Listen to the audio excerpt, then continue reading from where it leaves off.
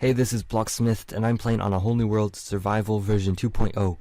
It is going to shut down in about 4 hours or something like that, so that they can start A Whole New World Survival version 3.0. So I thought I'd make a world tour of everything that I've built before it's too late. So let's get started.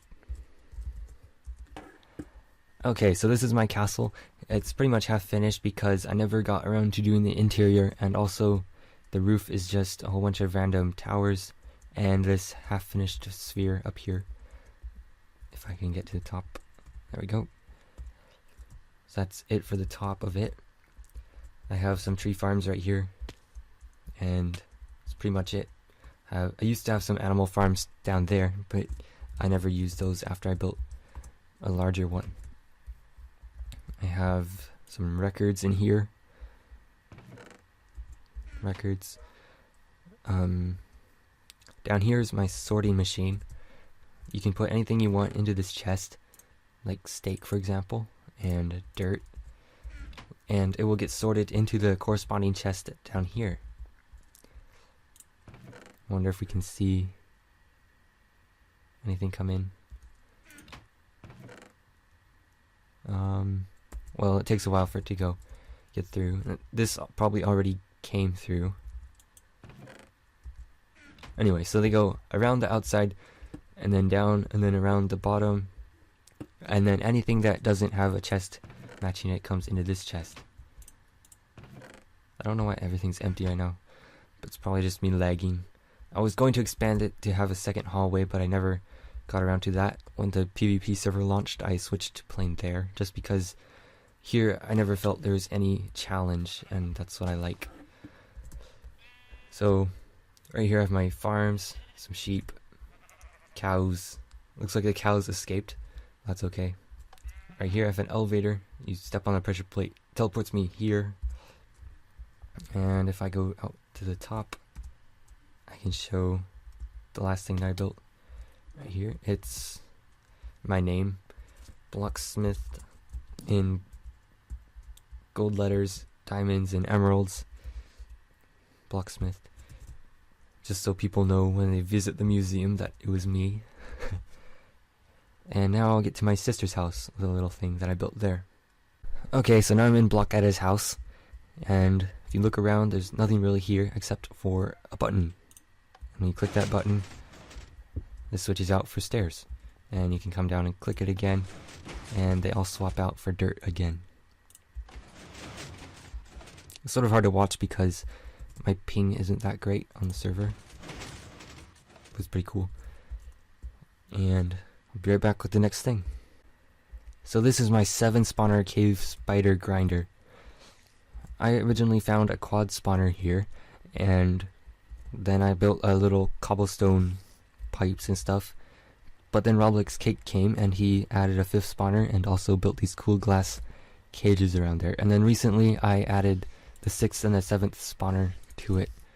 So it was a lot of money that went into this, and Roblox Cake did most of the design work for this, but I also did a lot of stuff. So right here we have, my FPS is dropping, but oh well. Room lighting, you can click that. This light turns off as well as the outside lights. Turn that back on again. Normally you would have this be a lever, but I did a button, and then I had a T flip-flop underneath there that switches the lights on and off, as well as this light, and then spawner activation. You can click that, and in here we have a little panoramic window so you can watch all the spiders come. And they don't seem to get jammed. That was hard to make the water work quite right. So they get backed up a bit here, but they always end up getting in. There's also a second set of buttons here that do the same thing as the ones outside. So I'm going to turn the spawners off. And then we have a nice ball of spiders in here, and I can click Crusher activation button, and it will bring them all down to half a heart. And you can just kill them. So that's fairly basic. And up here, there's some redstone. And also underneath in the basement area, there is also some more redstone. These are, whoops, These are the T flip-flops. So when you click the button, it toggles this T flip-flop and this T flip-flop. And then that as well goes up and powers the light switch without powering the input for the flip-flop. So that was a bit of a challenge to make, but it works pretty well. And then all the lights are controlled by redstone torches and some redstone here. And my frame rate is dropping for some reason. But on to the next thing. So way back in November, they had a North Pole building contest, and I was able to win that with my Santa HQ, Santa's headquarters. Outside we have some lights that go around in a circle, and it doesn't look very good because I'm lagging pretty bad. Well, that works. Inside, when you walk in the door, Jingle Bells plays.